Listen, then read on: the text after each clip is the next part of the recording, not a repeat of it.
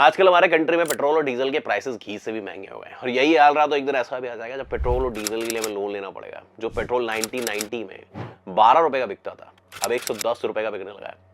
चुनाव के टाइम पे थोड़ा सस्ता हो जाता है, ये तो आपको भी मालूम है। लेकिन क्या कभी आपने सोचा है कि पेट्रोल और डीजल को बनाया कैसे जाता है, क्यों ये इतने महंगे होते हैं? जानेंगे आज पेट्रोल और डीजल बनने की पूरी कहानी, तो वीडियो को बिल्कुल भी स्किप मत करना।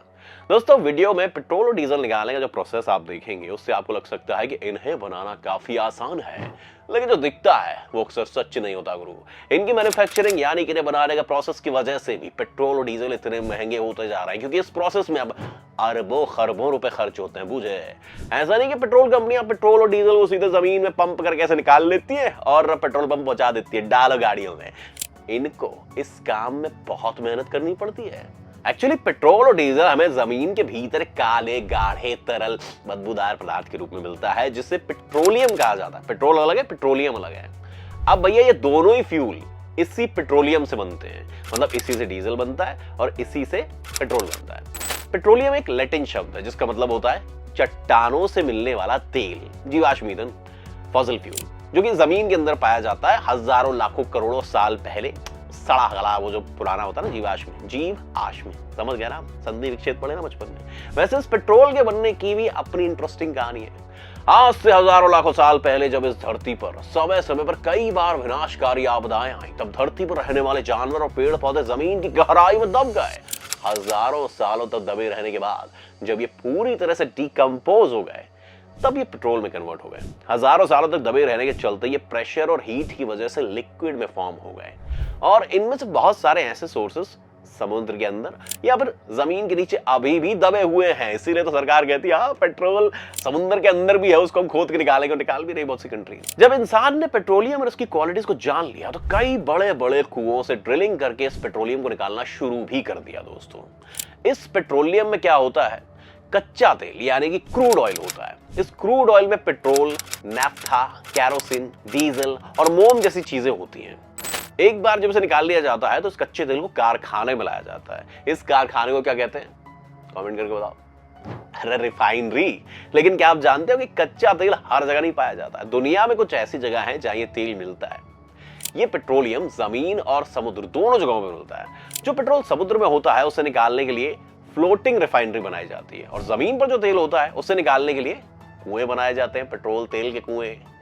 ये प्रोसेस सुनने में जितना आसान लगता है उतना होता नहीं है। समुद्र हो या फिर जमीन, असली वक्त लगता है तेल के सोर्स ढूंढने में। कई बार तो इसमें सालों लग जाते हैं और अरबों रुपए भी खर्च हो जाते हैं, और कई बार अमेरिका के छोटे अखबार द बुलेटिन नाम के झूठ बोल देते हैं कि इराक और ईरान के बीच में तेल है और दोनों देश आपस में लड़ जाते हैं, अमेरिका के हथियार खरीदते हैं, और फिर बुलेटिन अखबार बोल देता है कि हमने तो रिसर्च सही नहीं की थी, वहाँ कोई तेल मिल नहीं, हम इसके लिए माफी मांगते हैं, उस पर $20 का जुर्माना हो जाता है।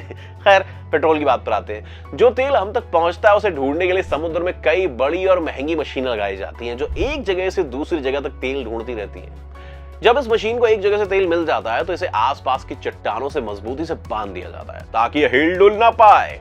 इसके बाद समुद्र के अंदर ड्रिलिंग की जाती है, जैसे घरों में नल लगाने के लिए ड्रिल करते हैं ना, बिल्कुल वैसे ही। लेकिन ये जो ड्रिल होती है ना, हजारों फीट नीचे तक होती है।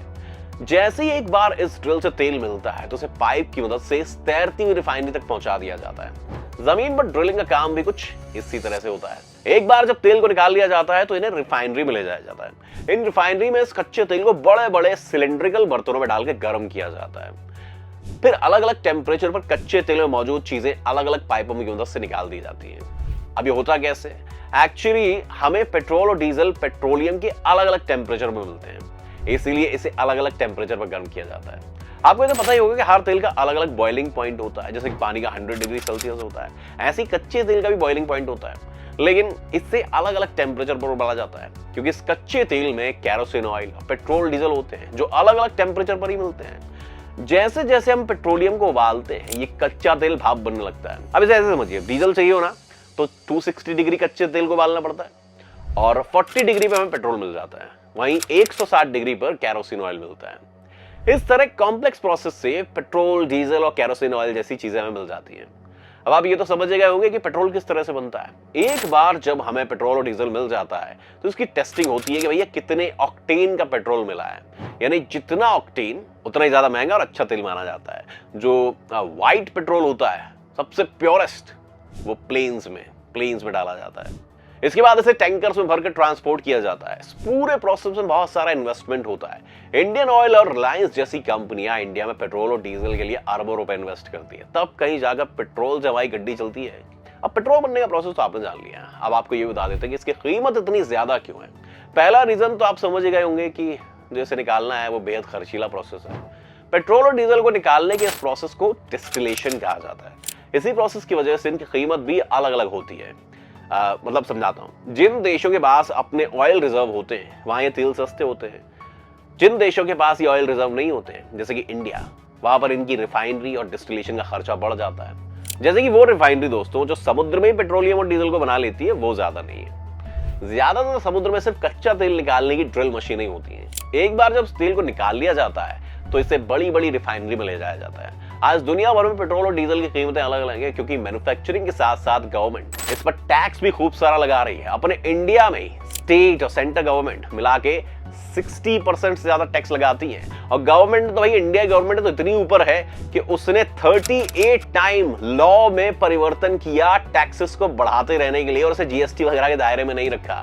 यानी अगर आप 2000 रुपए पेट्रोल भराते हैं तो निकाल लीजिए भैया कमेंट में, मैं था 60% से ज्यादा तो टैक्स ही हो गया यार। 100 रुपए से निकाल लेते, 100 रुपए में 60 रुपए तो सिर्फ टैक्स ही टैक्स है। 40 रुपए का पेट्रोल आपको मिल रहा है, और अभी तो इससे ज्यादा भी हो सकता है। चुनाव के टाइम पे हेरा फेरी की जा सकती है। इसके अलावा दोस्तों पेट्रोल वाले, अब आते हैं मेन टॉपिक पे दोबारा आते हैं। इसके अलावा भी दोस्तों पेट्रोल और डीजल की कीमत हमेशा बढ़ती रहती है। ऐसा इसलिए क्योंकि पेट्रोल नॉन रिन्यूएबल सोर्स है, यानी एक बार अगर ये खत्म हो गया तो फिर इसे दोबारा यूज नहीं किया जा सकता।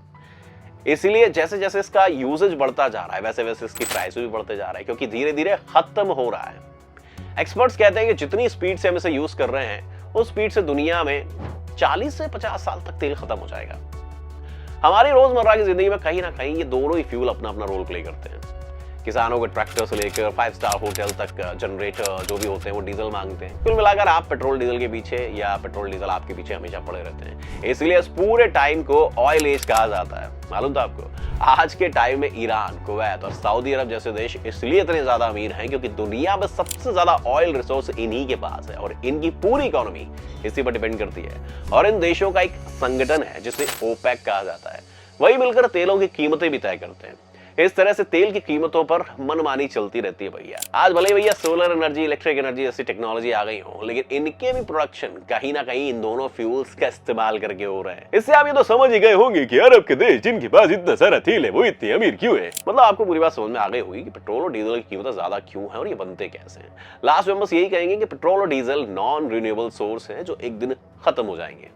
इसलिए आज के टाइम में सबसे ज्यादा जरूरी है कि रीन्यूएबल सोर्सेस की तरफ देखा जाए, जैसे सोलर एनर्जी और विंड एनर्जी, क्योंकि ये सोर्स जल्दी खत्म होने वाले सोर्सेज नहीं है और इनकी लाइफ बहुत ज्यादा होती है।